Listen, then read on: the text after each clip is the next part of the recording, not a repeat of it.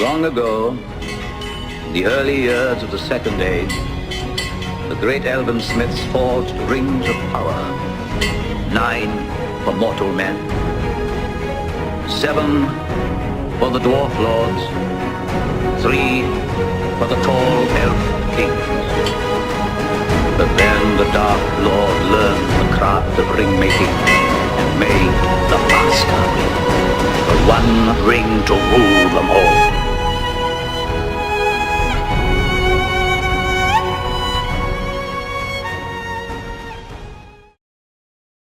Okay, so this is pretty horrific. Frodo is almost dead and he's got the ring. He's got no cards in his hand and he's got no icons, which means we've completely finished the walking track, but the hidden track is all open. So we can get in some icons, that's going to really help us. Otherwise we have to move him forward 3 at the end of this thing. So currently that's going to kill him. But he's got no cards, so he can't play anything, so it's just a disaster. Anyway, let's flip one over. Oh my god, it's never ending. Moving forward 1, flip another one over, and it's a blank. Wow, that's just horrendous. Okay, so we're going to use his no card ability and just move him back 1. And now it is Sam's go. He's flipping one over, and it's a time track. So we just move that one down and put this on the battle board. Oh, look at this. Trapped. Traveling and hiding must be complete, otherwise move Sauron twice and the ring bearer rolls. Okay, so this is pretty bad. Sauron moves twice and now we have to roll. So unless we get a blank, it's game over. Okay, let's do this. Come on, blank. Okay, he gets a 1. So that is game over, but we have a card here. Here it is, the Mithril. One player ignores the effect after rolling 1 die. Now let's see how we go with our battle board. Flip. Okay, so we have a green, and the green, it lands at 2, which it can't do. So it moves to 3, which it can't do, which it moves to 4, and brown moves up. Okay, so that's pretty bad. We have to block this now. Mary does not have any stars, so he can't kill that guy, even though he is in the right spot. And Mary's going to draw 2 cards. If we don't start moving along the track, it's game over. Okay, so now it's Pippin's turn. He reveals. And he moves along 1. Gets a ring token, has to reveal a new enemy. 1, 2, 3, 4, 5, 6, 7, 8. There's now 8 on the player field, so he's got to get rid of one of these. Okay, so what he's going to do is he's actually going to roll a die. It's pretty dangerous. As long as it's not a Sauron, we're alright. 3. Couldn't be worse. Nah, well it could be worse. So he moves up 3. 1, 2, 3. And we destroy that die. Destroy that card. Now, he's going to spend. He's going to discard this double star and use that to destroy this guy. And his reward is 1 shield. Okay. And he's got nothing else that he can do. So he's going to draw 2 cards. Right, and now it is Fatty's turn. He flips a die. Oh, it's another sundial. God damn, this could be it. Okay. Group discards 5 axes, otherwise Sauron moves twice. 5 axes. Wow. What have we got here? 1, 2, 3, 4, 5. Okay. Whew. That was lucky. And okay, he's going to draw 2 more cards.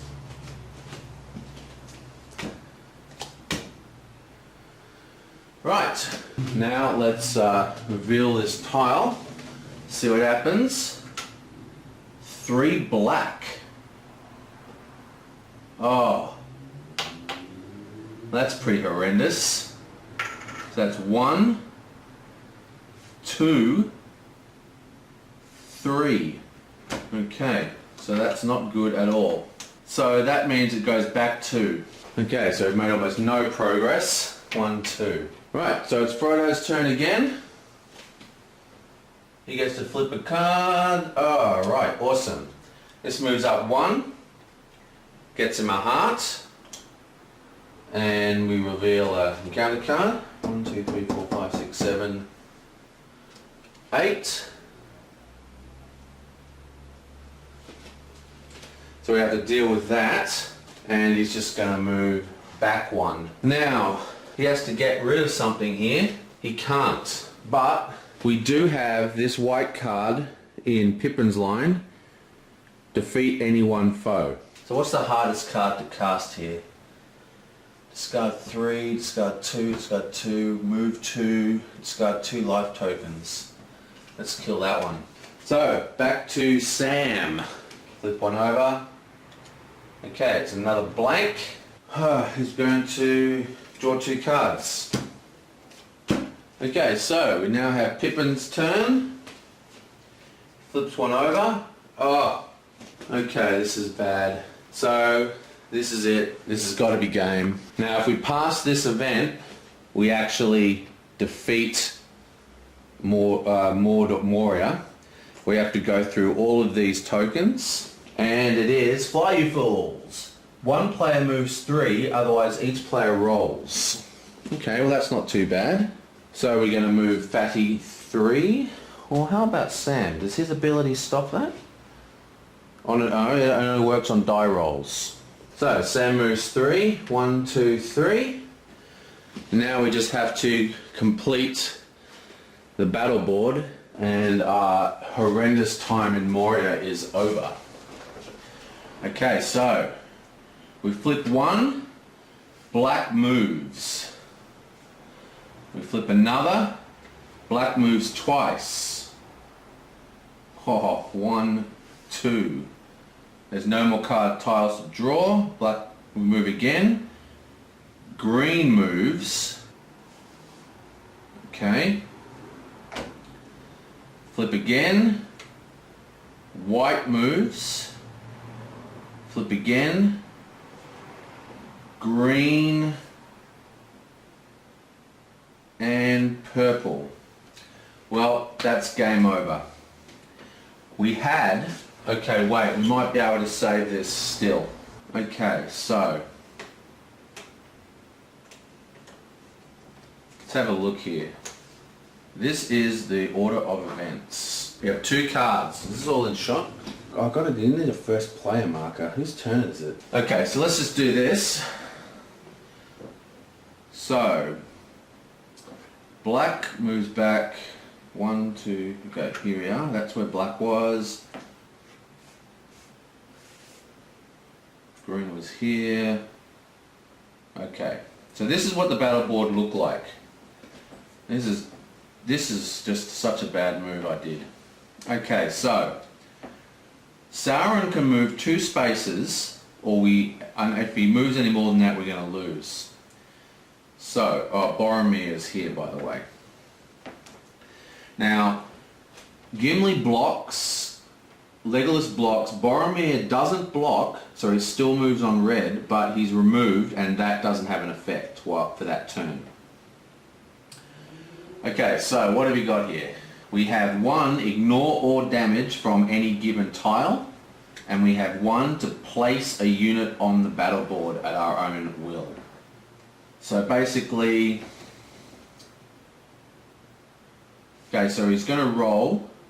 What are we going to do? Okay, what we're going to do, we're going to place 1 fellowship character on the board, and we're going to place Gandalf here. Okay? So what happens is, the black moves into the Gandalf space and is destroyed, and Gandalf is also destroyed. But this effect does not trigger, okay? Then the rest of the blacks don't actually trigger because there's no black piece, it's destroyed. green moves into Boromir's spot, nothing triggers.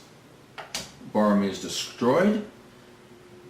And then white moves up, and then green moves into Sauron's vision or whatever, and we're going to cast all damage caused by an enemy on the space in the battlefield is ignored.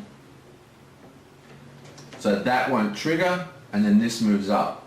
So the upshot is that nothing triggers from the battleboard, and we get to move our piece back 2 times. But it's all for naught, as you'll see in a sec. Now the problem is that Frodo has 1 life token, right? But Sauron's only 2 spaces away, so no matter what we do, unless we have a way to give him a life token or something like that, he will die. Oh, actually, wait. No, the game will still go on. Okay, hang on. No, the game's not over. It's just looking very grim. We've actually completed the scenario, but the problem, as I said before, is that Frodo only has 1 life token, which means he has to move 2 steps forward.